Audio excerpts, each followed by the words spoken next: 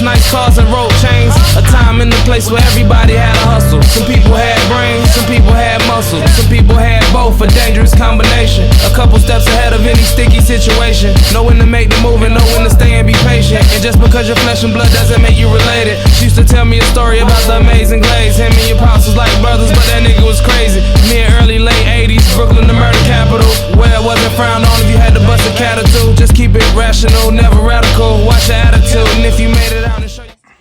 Known for solving difficult homicide cases when the city's murder rate was its highest. Today, retired NYPD detective Louis Scarcella was in a Brooklyn courtroom defending his police work.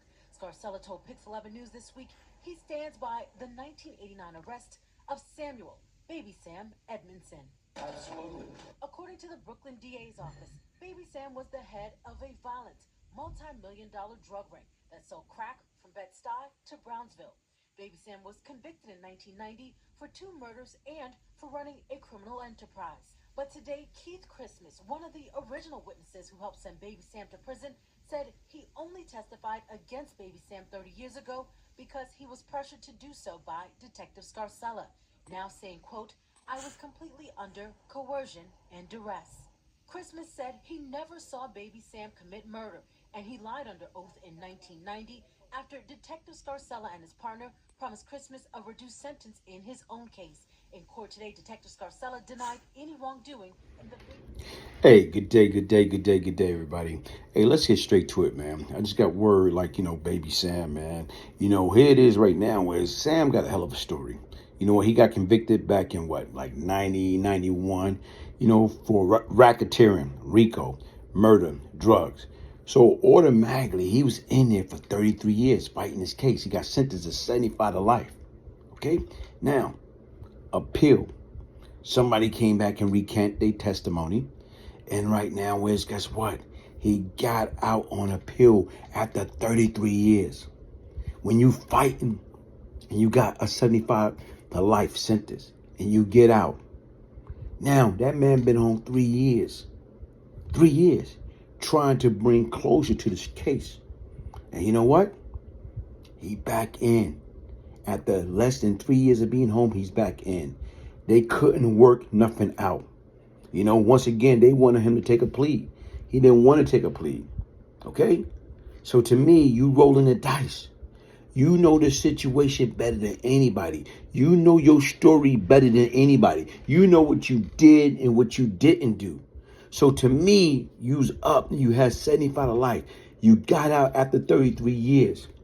You still want to roll the dice for your freedom, opposed to pleading guilty and being home? Now you got to start this vicious cycle all over again. Was it worth it? Y'all tell me. Y'all listen, voice your opinion, tell me what y'all think. And like I tell you right now, man, listen, people don't understand. When you chasing the bag, listen, man, it's not worth your freedom.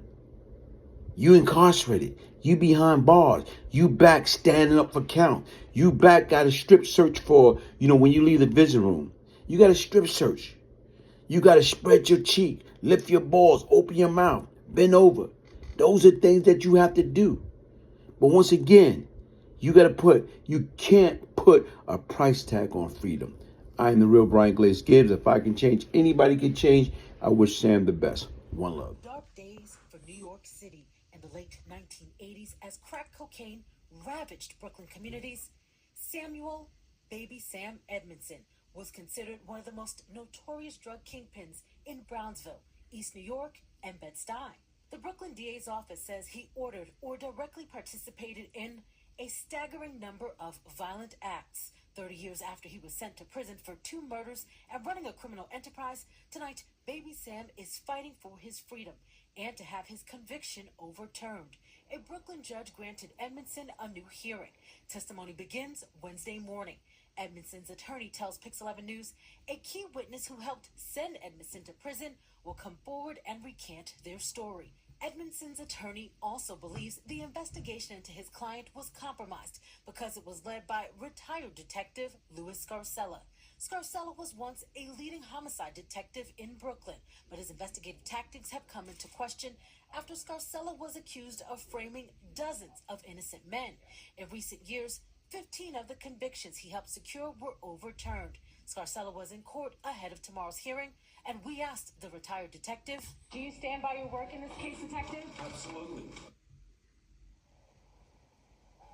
Again, Scarcella said he absolutely stands by his work in the case. We just received a statement from the Brooklyn DA's office. They said, "We are confident that this defendant, a notorious leader of a violent gang who was convicted of 2 murders, attempted murder, and enterprise corruption, is guilty, and that the 60 witnesses who testified at trial established his guilt. We will continue to stand by his rightful conviction in court." Charges. Guess what happened? Yeah, I'm a minute because Brian had associated himself with probably the most ruthless and notorious cocaine crack enterprise in the city, that being Howard Happy Mason and Lorenzo Fat Cat Nichols. NYPD rookie police officer was murdered, executioner style. And as I'm listening to that, I'm like, whoa. You actually dealt with Brian Glaze, huh? I dealt with him years ago, back in the 80s, early 90s. I was with where he was arrested by my partner back in those days for several murders himself. Not bad. I was given to me by a police officer in New York called Matt Byrne, whose son was gunned down by these drug dealers up there in New York City. Glaze was probably within the top 10 people in the city, but I'm going to say that he was probably one of the top 2 or 3 in Brooklyn.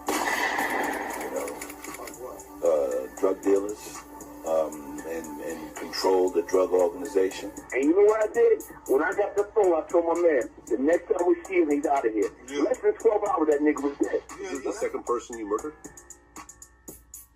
No. Because, like, right now, if you're going by the timeline, by that time, there's a few more before him. You know, I heard so many good things about you. What I really like is, I know you're a tough guy. And I've known that for quite a while. And you changed your life, and you're coming around, and you're right. We're from New York. We're New Yorkers. No matter what color you are, no matter what religion you are, no matter what you are. You know, we're New Yorkers. Well, he was a drug kingpin himself. He was a drug lord himself back in those days, and he operated out of Brooklyn in East New York, and he committed a lot of violent acts himself. So, if anybody knows the streets, I mean, he knows the streets. Tottenham. Yeah, you gotta worry about them guys. But we only have to worry about those guys in Vanderveer and stuff. You know, we all knew Glaze and Tottenham, all those guys. Yeah. I know Glaze, Supreme Team. What up, Glaze? You know what I'm saying? Okay, inside the mind of the killer, the Brian Glaze Gibbs story. Okay, I'll check that out.